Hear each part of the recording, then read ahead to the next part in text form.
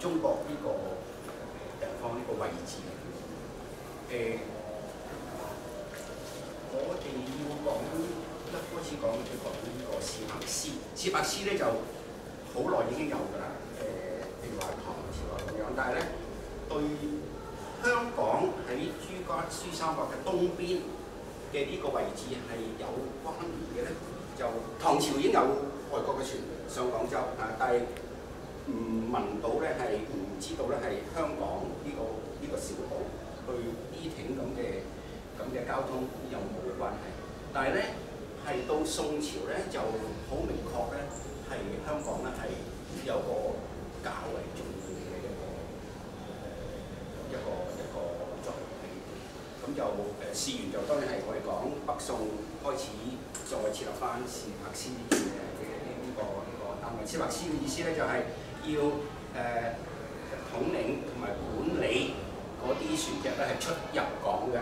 咁就入咗港之後，佢需要揾個位俾揾個泊位俾隻船，要揾兵咧，當時係兵嚟㗎啦，就上去睇住呢隻船，就唔好俾佢有咩嘅胡亂嘅其他嘅功夫嘅工作做出嚟，就要 check 個貨物，將個貨物咧係分類完之後咧就打碎，就係呢個最緊要嘅。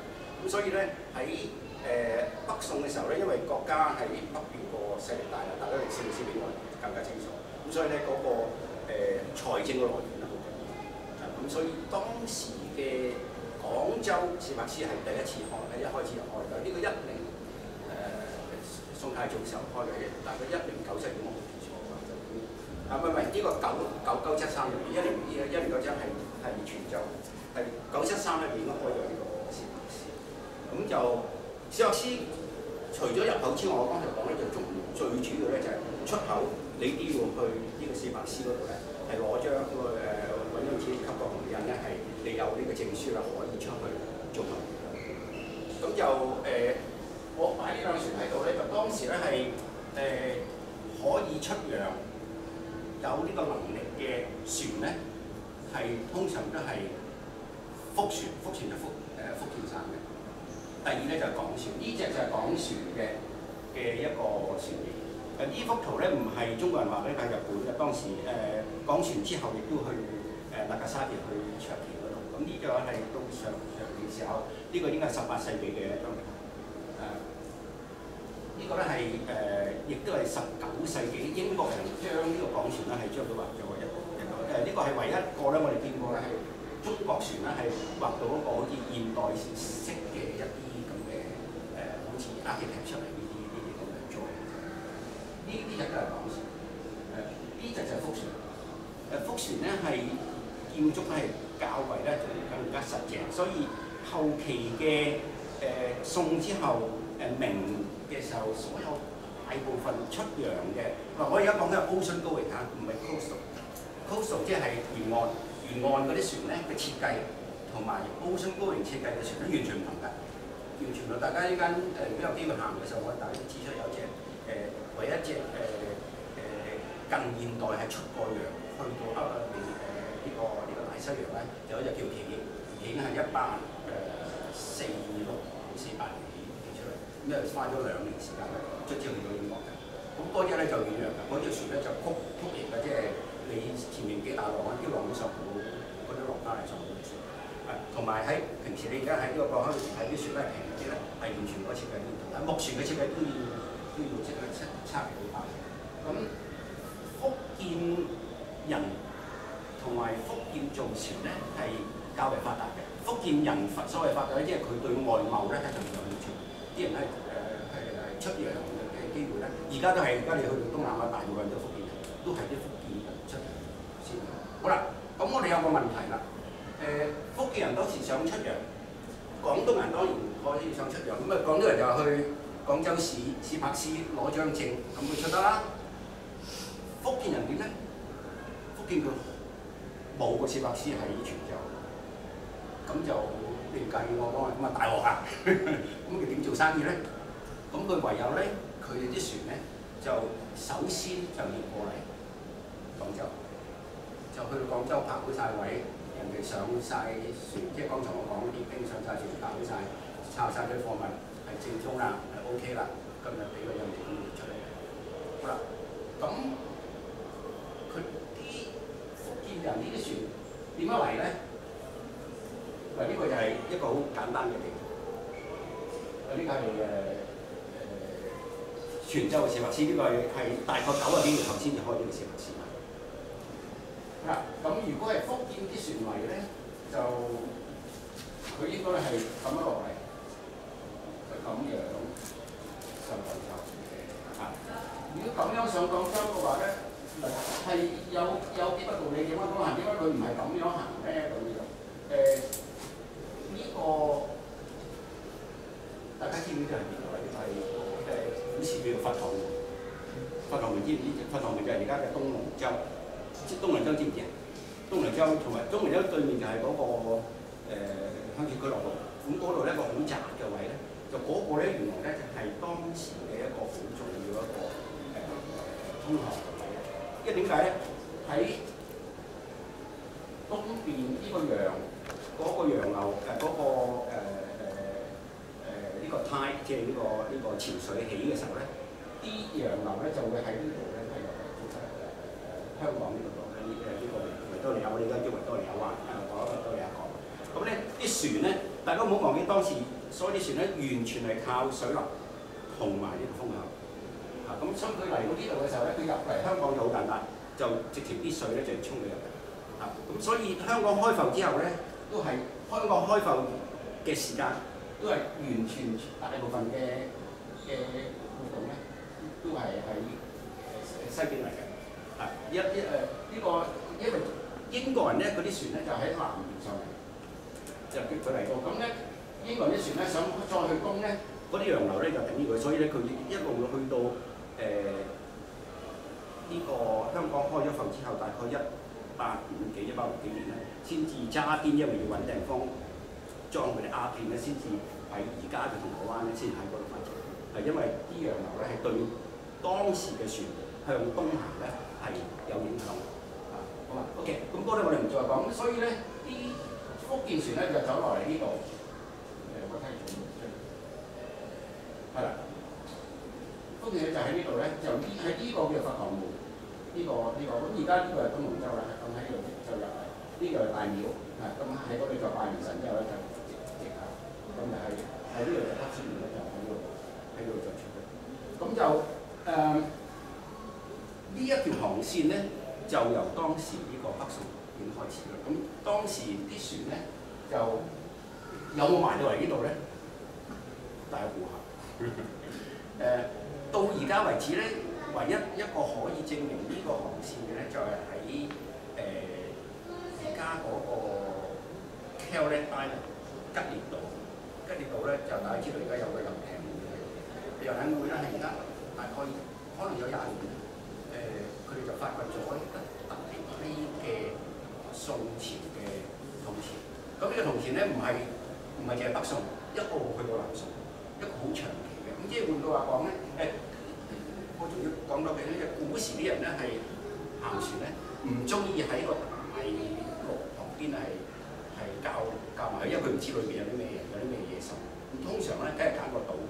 呢個咧唔係唔知中國人，歐洲人全部都係揀個島，所以嚟香港亦都係揀個島。佢有人攻佢嘅時候咧，佢又走得快，佢亦都啲貨物都走犀利，唔會揀一個喺個大陸嘅旁邊，一定唔會去到美洲，佢哋揀Manhattan，佢哋揀古巴，佢哋唔會直情咁快。好啦，註定咗啦，知道裏邊啲人咧係野人嚟嘅，係冇問題啦，咁佢哋先慢慢膨脹。一開始係一定揀得到嗰啲任何佢哋嗰啲當時嗰啲記錄佢一定係認得。咁佢嚟到香港咧，依然咧係揀個吉列島，就嗰啲福建由福建落嚟廣州，然後再出洋，然後或者翻嚟中國做完生意之後買完嗰啲香藥翻嚟，即係翻轉頭就係香藥嚟㗎，出去就係嗰啲瓷器啊，嗰啲香藥之後咧嚟到廣州報晒關之後咧，賺咗好多錢之後咧，就經翻呢度咧，就經翻呢條航線咧，就翻老家翻福建。咁咧前錢多咧，佢就埋咗一啲喺呢個吉業度。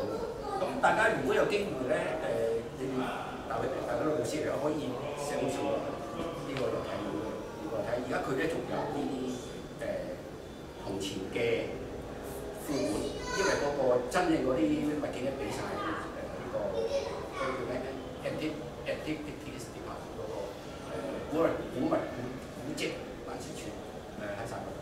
咁但係咧，如果你要睇嗰個點樣掘出嚟嗰個位，嗰啲銅錢嗰個我見過一次啦，係好多好多，即係嗰個牽涉嘅年份咧，唔係10年8年，係真係有成幾十年。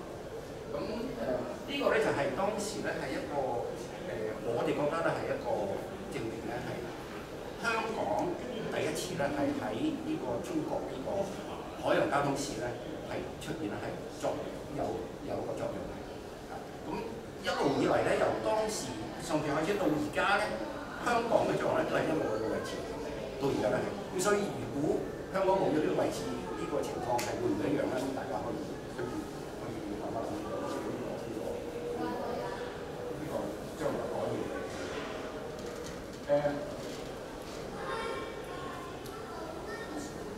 呢張係雍正嘅一個地圖。咁啊到咗清朝啦，我要講翻啲咩咧？我哋時間唔好㗎。到咁咧就呢個海洋民政嗰邊就畫翻呢個香港，而家最近嘅香港嗰個。呢個咧就都係嗰個有大嶼山，有紅香，有個叫紅香綠山。星門呢個咧就係而家嘅蒲台島。蒲台島同埋呢個隔離嗰個宋疆嗰個咧，呢個星門咧係如果你去到有機會坐船過去咧，佢兩個山係咁樣一個 V 字形打落嚟，係好 majestic 嘅咁樣開始。咁你過去咧就好似係一個好神聖嘅。咁當時第一次咧就出現呢個島個名，呢個叫紅香綠山。有冇人知道紅香綠山？紅香綠山咧就係香港，就清朝初開始叫香港。到咗乾隆皇帝之後咧，就原本有3、4口通商嘅，清朝咧就指定係1口通商就係廣州。廣州咧咁就開始好多啲紅毛人，當然叫紅毛人，有發動機人就嚟到啦。咁就哇喺度周圍搞好多嘢。咁所以咧就中國政府咧認為咧係要加強喺呢度嘅嗰個海防。咁咧就開始咧就將紅香爐山，因為紅香爐山咧係大部分船咧喺北面航口，剛才講咧上廣州咧都經過呢個海域嘅。咁咧就喺紅香爐山呢度開一個而家我哋叫做警崗。即係 police station 嚟到管理呢個維多，即係而家叫維多利亞港呢個交通。點解紅香爐山唔係好多人知？但係實際上咧，我哋儲古年嘅人知咧，就係大部分當宋朝呢個清朝呢個時間出嚟嘅地圖咧，呢一區嘅咧，呢個山咧都叫做紅香爐山，係呢個冇錯。呢個就大埔。呢個就紅香爐山，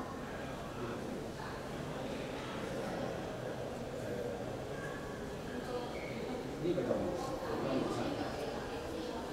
嗱，呢個就叫法動門炮台。呢個法動門即係如果你去東龍島，而家啲知道有個炮台喺度㗎。嗱，呢個第二張，呢個都係紅香爐。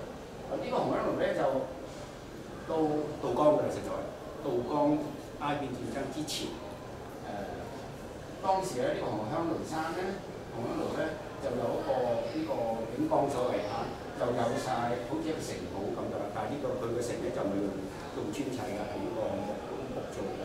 咁就裏邊就有 office 嘅，就有呢個高樓呢個高台咧係瞭望台嘅，同埋咧有一個咧呢個咧係要嚟放火嘅，即係呢個通訊。咁咧，將紅香爐咧係比其他附近嘅地方咧係佢個設備咧係最犀利嘅，係亦都證明咧係佢哋覺得呢一個位嘅呢個島呢個位嘅重要性，呢個交通過。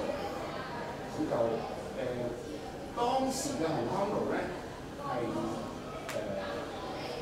邊個地方管理佢咧？係大鵬營喺你知喺香港，大家知道大鵬應該喺呢一邊。大鵬營鴉片戰爭嘅時候咧，打仗嘅時候嗰啲海船咧都係大鵬營開過嚟嘅，就唔係咩。好啦，咁呢個咧就係1845年嘅呢個圖，就話香港呢個島第一次咧係咁樣畫法出嚟，就好清晰嘅。咁咧就將呢個紅香龍信呢個位咧就擺得好清楚。呢個寫住咧香港外洋，呢個係赤市嘅赤船，就大家呢個先好清楚。咁就香港外洋呢個意思即係應該石排灣嘅石排灣係做紅香路喺邊度咧？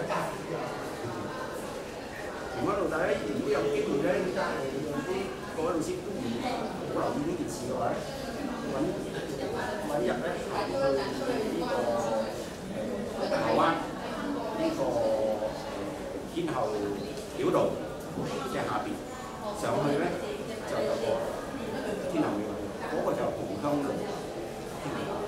就入到廟裏邊咧就有文字介紹點解叫紅香路，因為有個人喺個銅鑼灣個海邊執咗紅香路咧，就覺得係個天后嚟嘅，係個安裝就擺咗呢個路喺嗰度，就變成叫紅香路天后廟。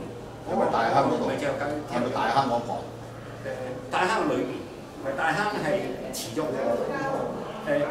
天后廟你知道天后廟一上去就有個廟嘅，你記得就係嗰個廟。即係唔係大坑裏邊嗰個？唔係大坑，即係出邊嗰個。我唔知叫邊個出邊嘅就。喺皇仁附近嗰個係嘛？係咪可以叫係？係。我即係正確就係叫天后廟道嘅下邊。應該皇仁後邊咁上下喎。係應該啱你咁講嘅咩？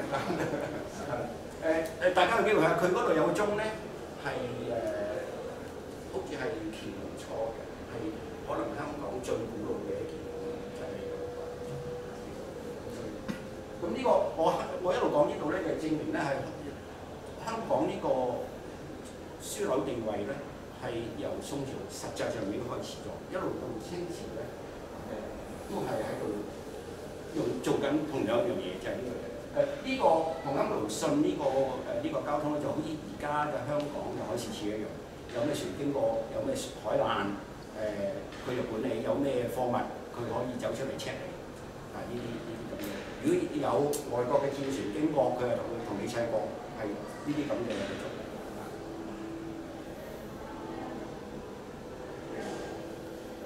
好啦，當時。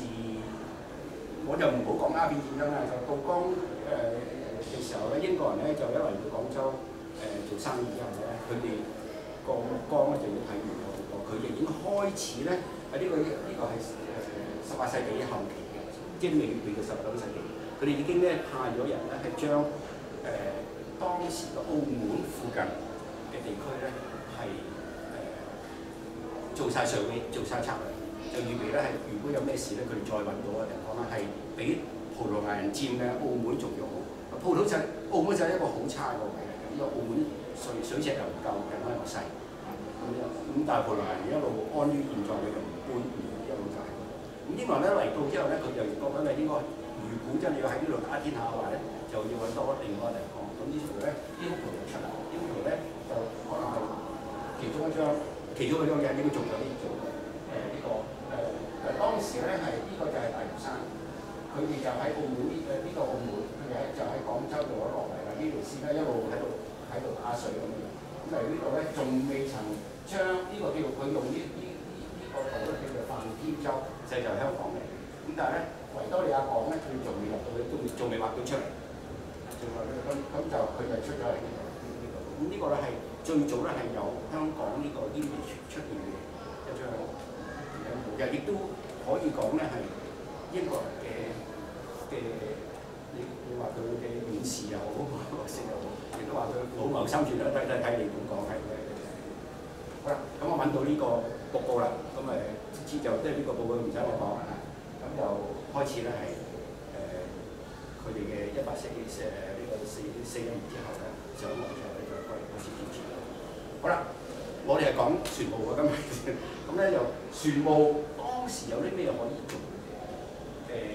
當時中國只係嘅瓷器咧已經咧喺外國市場咧已經做競爭啦，因為中國嘅瓷器已經開始落，歐洲嗰陣時啲 retro 啊嗰啲已經出晒。中國嘅絲咧當時咧3大國明後期咧已經開始㗎啦，就一路到遷咧出絲綢嘅國家咧係3個國家，就係中國。就係波斯，而家我哋叫做伊朗，同埋大家都估到就係 Bangladesh， 即係孟加拉。絲綢同埋茶咧都係差唔多一個緯線出嘅，都係大概25至30度左右。咁呢條線一路呢個 belt 咧一路畫過去咧，就全個伊朗咧係包括一個，但係伊朗出絲綢咧佢個成本高。因為呢個都係一個較為乾燥嘅國家，所以嗰啲桑樹咧個產量唔多，所以佢出嚟嘅料咧係好，但係價錢好貴。中國咧就越嚟越遠，亦都中國係有好多呢啲出口嘅問題，咁所以咧就荷蘭人咧就將呢種咧攞咗去，最後咧就荷蘭咧係做呢個市場最大生意嘅，佢咧最大量買咧就唔係中國，就已經好啦。咁講嚟講去就係話咧，中國到呢個時間咧就已經入口多過出口，咁所以咧喺香港當時做生意嘅，因為我都係文界嘅，我哋呢啲咧就係見到有咩生意做咩生意啊，咁嗰個經濟咧就影響晒我哋所講嘅。trading pattern， 即係譬如話而家會有機會同大家講緊而家嗰個 trading pattern 點樣轉緊，因為以前嘅 trading pattern 係所有邊個人要買嘢咧，梗係就喺歐洲買，梗係叫美國設計。而家咧邊個人有啲買咩嘢嘅話咧，佢梗係走嚟遠東，走去日本、韓國，而家就越嚟越多啦，喺中國啊。咁運輸咧變成咧原本應該行或者喺由西邊嚟東邊嘅，而家我哋而家變由東邊去西邊。呢個係一個轉，呢個轉得好快。咁當時都開始轉呢個，咁所以咧一開始英國人上岸之後，由41年開始一路到19世紀尾、20世紀初，一路可能到近現代啊、現代嘅時間，都係喺香港嘅外人咧，都係做 agent。agent 意思咧就我哋行業係叫代理，代理就佢自己冇船嘅。佢就因為喺香港，咁你有船嚟咧，佢就同你啦安排好晒你嘅船咧，佢去開始處分嘅你嘅船，有得泊邊個位，就同你請晒啲苦力嗰啲以前冇得泊岸嘅，以前唔係有貨櫃嘅，就一隻船嚟佢哋逐幾日搬出嚟，咁嗰啲苦力啊，嗰啲家族咁。咁呢啲咧公司咧，以前有好多間啊，叫 Moelis 啊、華潤啊，大家唔知唔知道咧？即係我嗰代我哋知就係咪咧係完全就係做啲生意。咁當時香港最高貴、最特別、最受人垂青嗰個 office building 嗰個寫字樓大廈咧，就係而家嘅太子大廈嘅前身。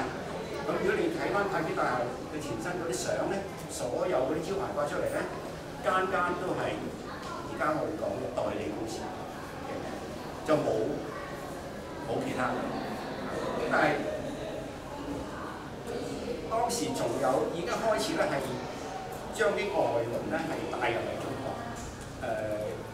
1850年開始咧就已經我哋叫呢度明輪，即係呢啲輪咧就呢啲大概話唔到20年，因為咧嗰個佢個效率咧係唔係好嘅，後尾就用呢個美族呢個方法去推動。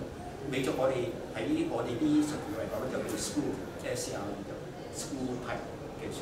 呢啲係明。咁咁呢啲咧，呢隻咧就已經咧係可以反映到當時140-50年、70-80年代嘅時間嘅外國人喺呢個中國沿岸嘅活動啦。就呢兩隻船咧都係唔係遠洋船嚟嘅，都係河船，即係外河船嚟嘅。咁咧大家如果留意咧，就呢一隻咧。呢一隻咧係掛幾多嘅？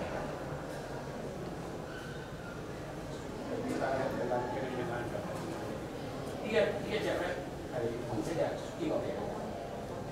當時咧喺呢個反映到咧係一路到二次世界大戰之前，美國人同埋英國人咧，實際喺中國沿岸咧一路喺度鬥船務嘅嘢，就美國佬就整兩船嚟就。做香港去廣州嘅航線，咁英國咧就當然英國當時代表就係揸邊，大體叫揸邊怡和啦，同埋而家嘅 Swire 咧係做得19成 ，Swire 係唯一一個我講呢句説話可能係唔係好公道，因為我哋呢度而家嘅車門係一個 Swire 咁但係 Swire 咧係唯一一個咧係英國公司又喺香港做呢個生意咧，係冇掂過 Open。係冇電話嘅，咁所以我哋逢親有啲咩嘢，喂呢樣嘢鴉片戰爭或鴉片有關啦，咁我哋個車咪好開心啦！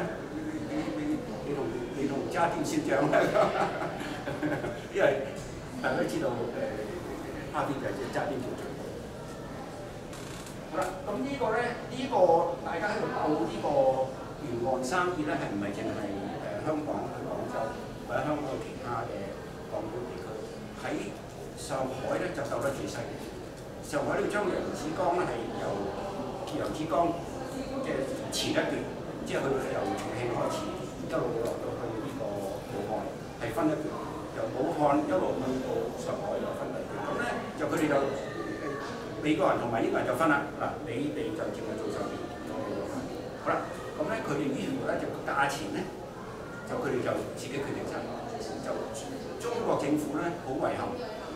一粒聲都冇出，咁中國當時咧依然係以啲木船為主，咁呢個咧當然係冇辦法咧，一啲有動力嘅船。呢個就係香港港口，呢個係香港平安。呢個咧係China Navigation大家而家仲有。呢個聲溝嚟嘅。China Navigation就係 Swire， 而家依然直叫啦，即係China Navigation咧，佢呢幾年蝕咗半空間。都係叫聲溝，都係聲溝都係，不過搬咗新加坡。係嘛？OK，你清楚我本身聲溝。係咪？咁你不過退咗休㗎啦，我退咗休。呢啲係其他啲。當時我細個嘅時候咧，唔係你哋㗎，我仲有呢條船。呢隻一隻係廣東船，即係呢個港船嘅洋船。呢隻咧係出洋呢隻。呢隻係福船，香港嘅開始。嗱，呢張咧就係我想大家睇嘅。呢個香港黃埔嘅船塢，呢個摩利就係做呢隻。呢個多利遜咧，多利遜係點叫啊？多利遜係挪威公司係當時啲挪威好多船。呢船上一隻，呢個係丹麥嘅，又係專係收。呢個係呢個唔識讀嘅，但係有法文。呢個係法國公司做法國船嘅。呢個 FLN 咧就係美國嘅所以咧呢間就係呢間太子行嚟㗎，唔好睇少呢間。太子行嘅前身即係當然而家起過啦，但係以前就咁。所以咧大部分出邊就係當時被填海，出邊就係呢個海港。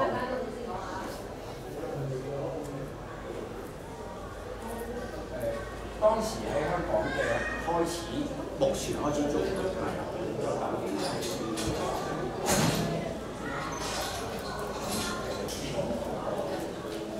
動力嘅。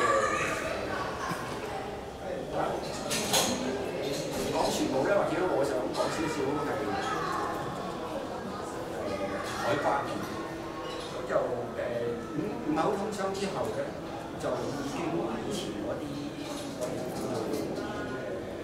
史克斯啊嗰啲嘢已經係冇用啦。咁咧就當時日本皇帝咧，呢個